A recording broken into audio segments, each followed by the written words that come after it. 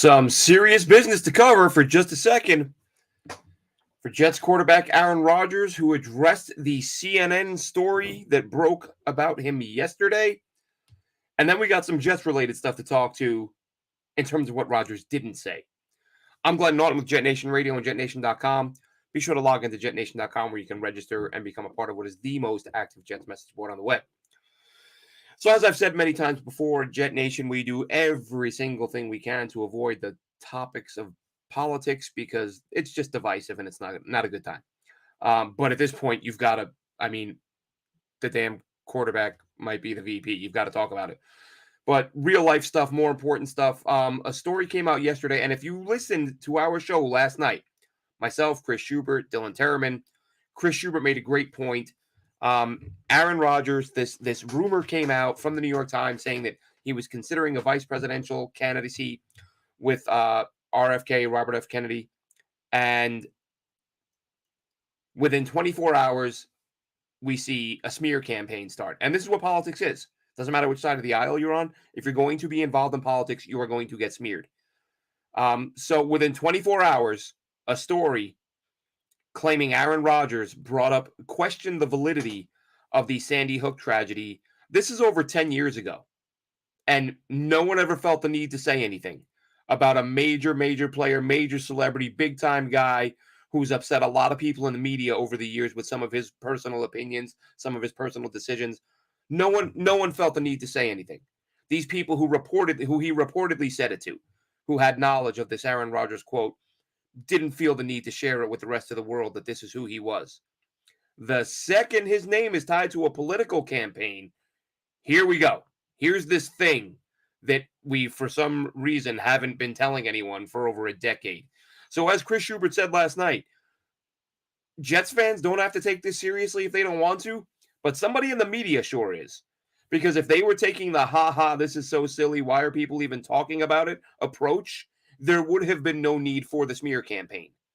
So to start a smear campaign on a guy tells you that somebody somewhere believes there's a chance this will happen. By this, of course, I mean being the vice presidential candidate for the upcoming election. And yesterday, we talked about this. We said, it's been over 24 hours. Why hasn't Aaron Rodgers refuted this? Because listen, take whatever it is you do for a living. Because I get that people love the guy and they want to give him a pass no matter what he says or does. Think of what you do for a living. And imagine you have a bunch of customers who are relying on you to do a job. And let's say, hypothetically, there's a Facebook page for your company. And somebody says on that page, hey, so-and-so isn't going to be doing any more jobs as of next week. The 50 customers that are lined up aren't going to have him to do it because he's going to go pursue other avenues of interest. And many of these customers have already paid you money, paid in advance, that being season tickets. Wouldn't you jump on and just say, this isn't real. I'm going to do the work. Relax. That would be like a bare minimum thing. So Rodgers didn't do that. And then the line we got from a lot of folks was, dude, he's on vacation. Leave him alone. Of course he's not going to respond to a BS rumor while he's on vacation. Do you really think he's checking the news while he's on? He probably doesn't even have his phone with him. And if it's with him, it's probably not even turned on. Why do you care that he's not responding to this rumor? It's stupid and it's BS. Glenn, he's on an ayahuasca retreat. He's in a different world right now. His mind, he doesn't care what you think or what the public thinks or what anyone's saying about him. He's built different. Took the time to respond to the CNN report today, which he should have. I think that's a good thing. Rodgers comes out, says, never said that. And somebody last night, a few people, found old audio of Rodgers speaking about Sandy Hook after the fact and saying, this is terrible. It's a tragedy. We got to find a way to prevent it. Sympathy to the victims. So he's addressed it already. So he addresses the CNN rumor. Not a word about the VP. And listen, he might be sending a tweet right now while I'm talking. It might be, he may have sent it 2 seconds ago, and I don't even know. But what I do know is that, and that's kind of what I saw the tweet come out. I thought, all right, maybe he's going to send the VP one next, because you don't want to tie the two topics together. let's give him a minute or two, send off a tweet, think it out, and send it. So I waited, 15, 20 minutes, and I'm like, there's no follow-up tweet. There's no, oh, by the way, the VP thing is BS. So all the reason, and listen, here's where I am with it. 1 second, I'm like, this is crazy. There is no way Aaron Rodgers is going to leave to be the vice president. And then 10 seconds later, I think about how passionate he is. You listen to him in interviews. I listened to an interview we did a few weeks ago with Joe Rogan. Wasn't the best interview, but there were parts where they were talking about America and the future and things that blah, blah, blah, blah. And he was passionate about it. And he talked about his admiration for RFK. And as I said yesterday, he's tweeting out these RFK, what is it? Just commercial, political commercials. Here's why I should be president. On the day of the State of the Union, when sort of political awareness is heightened, Aaron Rodgers is tweeting that out. So none of this means that he's going to do it. But I think, especially now, anybody who was like, ha ha, you idiots are falling for this, there's no way. If you're not at least asking yourself, why didn't he say anything in that tweet? Why didn't Aaron Rodgers say, by the way, while I'm on Twitter, just to let you know, this is no good. So I think it's at the very least concerning. I think if you're just sort of burying your head in the sand and saying there's no way, fine. And listen, like I said, he may not. That doesn't mean if he comes back to the Jets that it wasn't 51-49. I think he's probably mulling it. At least maybe that's what I'm hoping, because I don't want him to go. But to have a story that big, and as I said, put yourself in a professional situation where your customers are doubting your availability, and it's going to take you 2 seconds to reassure them, and you don't. Look, I know people say the guy likes attention, but this is sort of next level stuff in terms of what's going on. So we'll wait and see.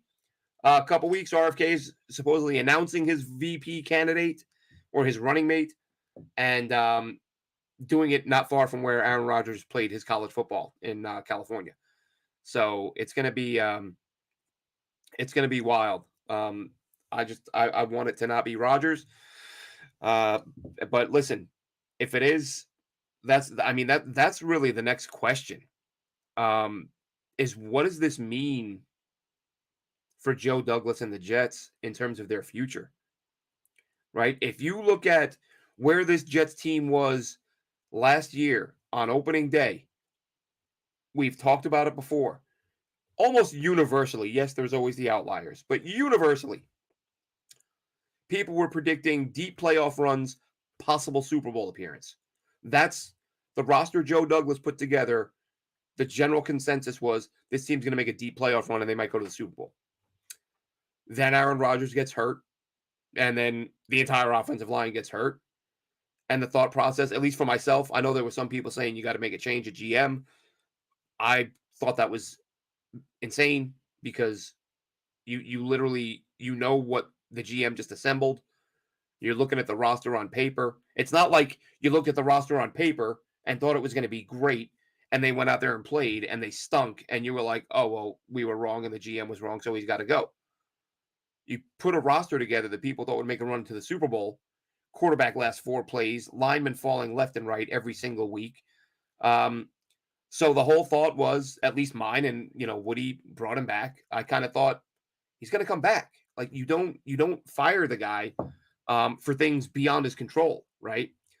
Especially when with all the accolades the Jets were receiving for the roster he had put together.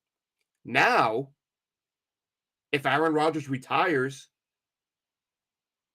and don't forget, there was the report out of Indianapolis a couple of years ago, prior to the Aaron Rodgers trade, that said there were people in Florham Park, within the building, who preferred the younger Derek Carr to the older Aaron Rodgers. And it was Woody Johnson who said, no, we're not making a move for anyone until we know the status of Aaron Rodgers. So if Woody Johnson was the one telling everybody, no, this is the guy we're getting, and then you get the guy, and one, he gets hurt, then he retires. Is Woody going to fire the GM for that? I I wouldn't imagine. But who knows? I mean, I don't know. I'm not going to sit here and pretend I do. But that was just a thought I had as I saw that tweet from Aaron Rodgers denying the CNN report and seeing there was nothing in there about VP. I thought this guy might be going. And then I thought, well, where does that leave you as the general manager? Um, because you've especially depending on how this offseason goes. They brought in Morgan Moses, they've brought in John Simpson. They go out and get a left tackle and then sign or draft a top tier receiver or tight end like Brock Bowers. And you're looking at a team that with Aaron Rodgers and this defense, you could say this might be a Super Bowl team again. Again, guys have to stay healthy. I think that's going to be the biggest obstacle, even if Rodgers does come back. And even if not Super Bowl, let's just say very good. That Joe Douglas, if he has a left tackle, a legit receiver, or a Brock Bowers, this becomes a very good football team. Are you going to fire the GM who built a very good football team because the biggest piece is a little bit, marches to the beat of his own drummer, as we say, and maybe Aaron Rodgers just walks away? You say, well, Joe, you're fired because, we were discussing Derek Carr and I told you no. And I don't know if Douglas wanted him. But I don't know that he didn't. We just know that the reports were Jets brass liked Carr. Woody said no. So what this means for Joe Douglas if he walks away, I don't know. It's gonna be really, really odd. Let's check some comments. John says he's been passionate. He's been so passionate, sounding wanting to play more years about a team. Well, listen, John. The thing is, and we talked about this last night. You can plan you can want something, as much as a human can want something. But if something comes out of left field, something like, hey, do you want to be my vice president? Like, oh, now there's a higher calling. Like, do I want to try to, again, watch the interview? He clearly thinks there are some things that need to be fixed with the U.S. If he believes the country's broken and he can be that big of a part of fixing it, that's a lot more important than playing football. So his life changed, basically. Yeah, I want to play however many more years.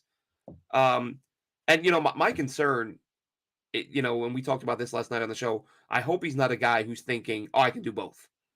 I can do this higher calling, but I know this offense well enough. I can just show up on, one practice a week and game day. I don't even know if the Jets would allow that because that would not go over well in the locker room. Let's see, Nathaniel, why couldn't we have just gone with Derek Carr? Nathaniel, I got murdered, bludgeoned, killed on Twitter.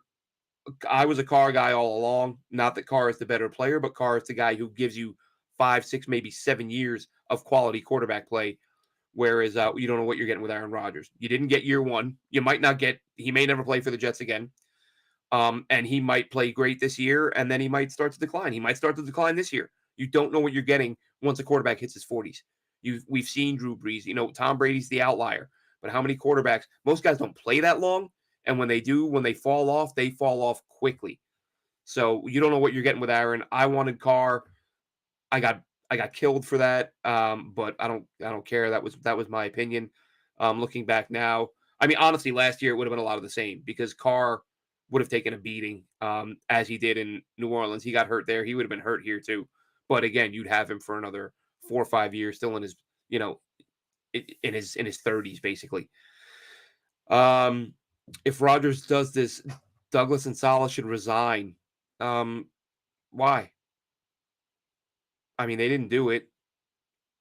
Why should they resign if Aaron Rodgers quits? I don't see the connection there. I mean, out of frustration, maybe. I can see them saying, Jesus, nothing goes right in this place. I'm getting out of here.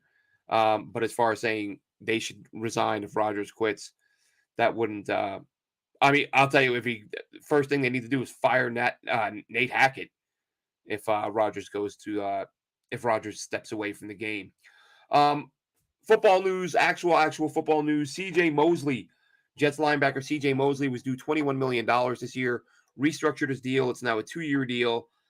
Cap savings will be somewhere between $8.5 million. I haven't seen an official number on that. I believe over the cap had it as a $10.5 million if he restructured. And the AP, Dennis Wozniak of the AP, I believe, said $8.5 million. So somewhere in there. This would be pointless, though everyone knows there's no chance. Um, I'm not going to get into the political conversation, John. This isn't about if he wins. Just by being the VP candidate, they're going to campaign up until the election, which takes place during the season. You can't be a VP candidate and not be on the campaign trail. So you don't have to win to have to retire or to miss the season. You just have to campaign up until the election. So yeah, I have said I don't like politicians in general.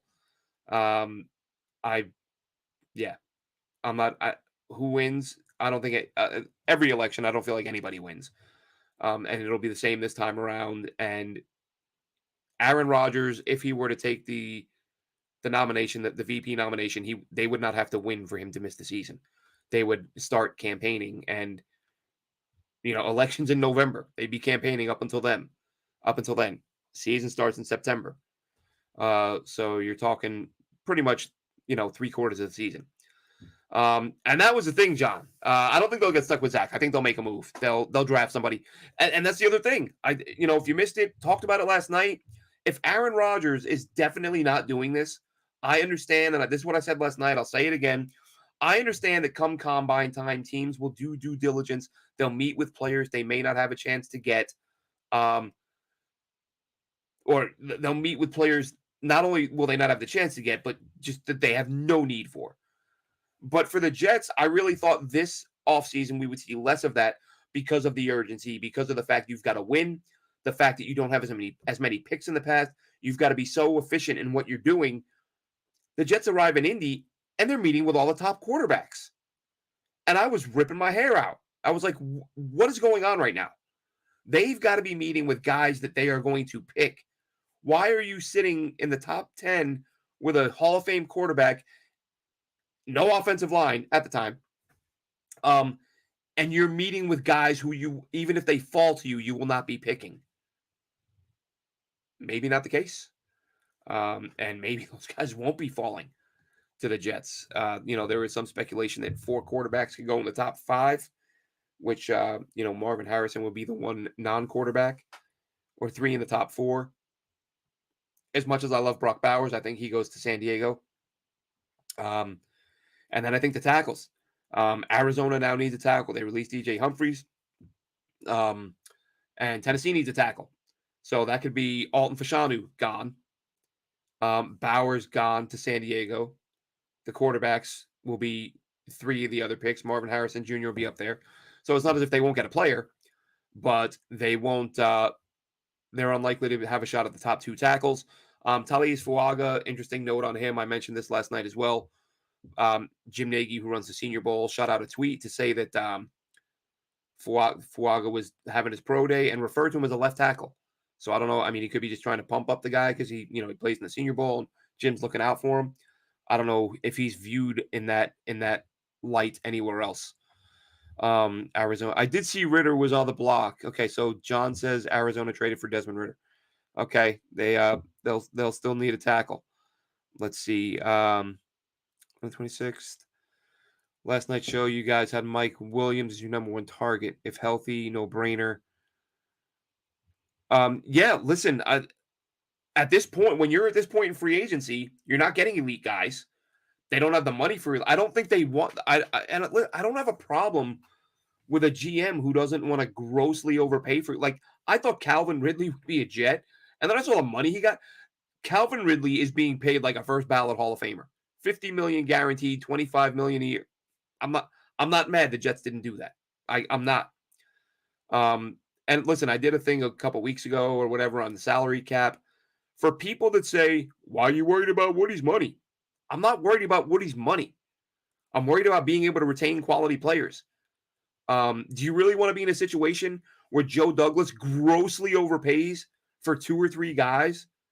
And then next year when Sauce and DJ, Sauce Gardner and Garrett Wilson and Jermaine Johnson and Breece Hall all want new contracts, and you've got to find a way to trim $30 million off of 2 or 3 guys that you signed this offseason.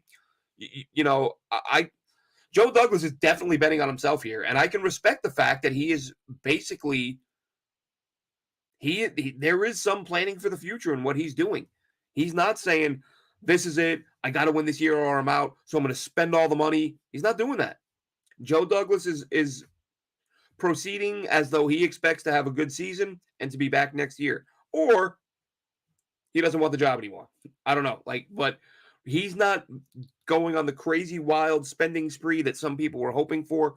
I mean, first off, they didn't have the money for that, but they did have the ability to create the space for that. As I said, they reworked CJ Mosley. They could have reworked Quinnen. They could have reworked a bunch of JFM. They could have cut some guys and given themselves 50, 60 million in cap space and went crazy. Joe Douglas didn't do that. Vote Rodgers. It's crazy. It's a crazy conversation, but crazy things happen to the Jets. Their quarterbacks get knocked out in the locker room. Their quarterbacks get ruptured Achilles in week one when their Super Bowl hopes twice. Vinny T and then Aaron Rodgers. Crazy things happen to this team. And this is the craziest. I mean, I've said for years, I know Jets fans, we love to bellyache over our this team's history because it's mostly pathetic, and I get that. And I'm always like, you know what though? Just my opinion, I feel like the Browns have the claim to that title. Like they've just some of the ways they've lost games and the number of seasons they've had, like they've been so bad for so long.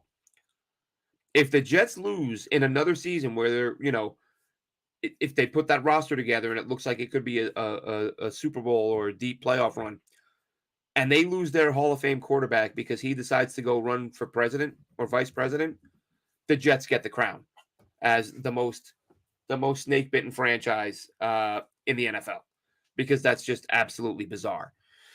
Let's see. Jimmy says they shouldn't have overpaid for the wide receivers. Yeah. Well, so you're talking about Williams. I didn't address that. Listen, I don't know what he's going to command. I like Renfro. That was another guy I got killed for on Twitter yesterday. I don't put a ton of stock into what happens with the Raiders and their players that, they're not, especially Josh McDaniel. His offenses have failed everywhere he's been. He thought Tim Tebow was a first round quarterback. So that the fact that Renfro didn't perform there doesn't worry me all that much. And nobody's saying to bring Renfro in as your your number two receiver. He's a slot guy. And I get Garrett Wilson plays the slot, but Garrett Wilson played 700 snaps on the outside last year. And a couple hundred in the slot. So Garrett Wilson can move around. You can go four wide. Like you can have situations where you got a guy in the slot on either side of you. So it doesn't have to be Garrett plays the slot, so don't go get a slot. That's just silly. But yeah, Renfro, like I said, won't cost you much. Boyd is a guy that I just saw. Was it Samini? Somebody tweeted earlier that Jets players are making a push, trying to encourage Joe Douglas to make a move for Boyd. Let's see. Isn't Rodgers the same on a chastised one? Yeah, Nathaniel. Look, again, when Aaron Rodgers said that, I honestly believe that he believed that football was the most important thing in his life, in which case it should have been the number one priority. Being offered the VP role changes your perspective. It changes your life a little bit. It's not like he got it's not like somebody asked him to manage a casino and now he's not fully invested in the Jets anymore. Someone's asked him to be one of the most powerful people in the world. And again, I have no idea what he would do if he wins, but in his mind, if he believes he can affect change in a positive way and make the world a better place or whatever, whether he would or not, I'm not saying that because I don't know what his positions are. I'm just saying any candidate believes that. Any candidate, anyone with an ego big enough to be like, I should be the most powerful man in the world. Like anyone who believes that, like they think they've got some ideas that will fix everything. And if you truly believe that within yourself and someone says, hey, how'd you like a chance to do it? You think you've got some great ideas to fix what's broken with America? Again, this ain't a casino. This is VP of the U.S. So, yeah, Rodgers said stay focused, make it about football. I'm certain at that moment he didn't know he was going to get an offer like this, which, again, changes things. We can say, do this, do that. We can be as consistent as we want. We can have goals and objectives. But sometimes something comes along that changes your goals and objectives. Could be something terrible, and it could be an amazing opportunity where you have to rethink your entire life and your purpose. And what impact, what can your legacy be? So I don't again, if this were like any other job, I'd be right there with you, right there with you, Nathaniel, and the other people, because there are a lot of people criticizing Rodgers because he did say that. Oh, here's the guy who said they have to be focused. And fairness to Rodgers, he hasn't said anything. He's keeping completely quiet about it. It got leaked, and the New York Times reported it. Um, so if it is it, I mean, and really are there distractions this time of year? It's not like the team is practicing. This is their downtime. If you're gonna if you're gonna get involved in some stuff that's gonna have your name out there in a non-football way, this is probably the time of year to have it happen. Um, but again, not refuting the report. Has I, I'm sure there are some people out there who are 100% sure this won't happen, and maybe it won't. Um, and in their minds, they'll always believe there was never a chance. But just the fact that it's not been addressed makes me wonder. I think it has at the very least been offered, and I think Aaron Rodgers is at the very least considering it. And weird things happen to this team. That's one of that. When I first heard it, and I thought, no way. And I thought, if ever there was a team that this would happen to, that would lose a Hall of Fame quarterback, it would be for something wild like this. So who knows what's going to happen there? Also, Jake Hanson was retained, the right guard who started a couple games last year. I mentioned him weeks ago on another pod, saying that I'd gone back and watched that Houston game. I thought he looked all right, and he didn't look too bad in the Cleveland game. So I think this can be the one silver lining. And I thought this was my thought during the year as I'm watching this revolving door of offensive linemen: Xavier Newman, Chris Glazer, Hanson. And I think to myself, if one or two, even one, in a perfect world, all three, but if even one of these guys can play at a level that the coaching staff can say, you know what, we might have something here. Let's bring him back next year, and maybe he can be a depth piece, developmental guy, whatever it may be. And maybe, we don't know, he may not make the roster, but Hanson retained today, so perhaps he is that guy who can be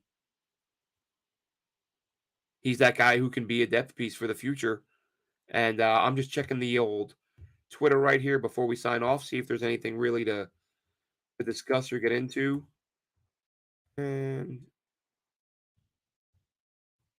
yeah, it doesn't look like any breaking Jets news. Not that's coming up right now, but that's it. That's the story right now. I felt the need to hop on because it's big time, and I may not be available later. I thought it was huge for Aaron Rodgers to come out and address rumors, but not at all mention the VP thing. We can pretend there's zero chance of it happening. I don't think there's zero chance of it happening. But if it does, that's my biggest question. What does that mean for Joe Douglas? Is that another free pass? Is that another okay? If you don't make the playoffs this year, but if you can win 9 games with whatever quarterback you get from this point, finish over 500. What's the bar? I think that's the most interesting question of all. If Rodgers were to go, and again, first move I'm making is I'm dumping Hackett if Rodgers leaves. That's just me. Maybe Salah likes him. I don't know. Have a good one, Jets fans. Might hop on again later if there's any more breaking news. But for now, we'll stick with Rodgers doesn't acknowledge. CJ Mosley reworked. Hanson is coming back. Maybe a little depth. Have a good one, Jets fans.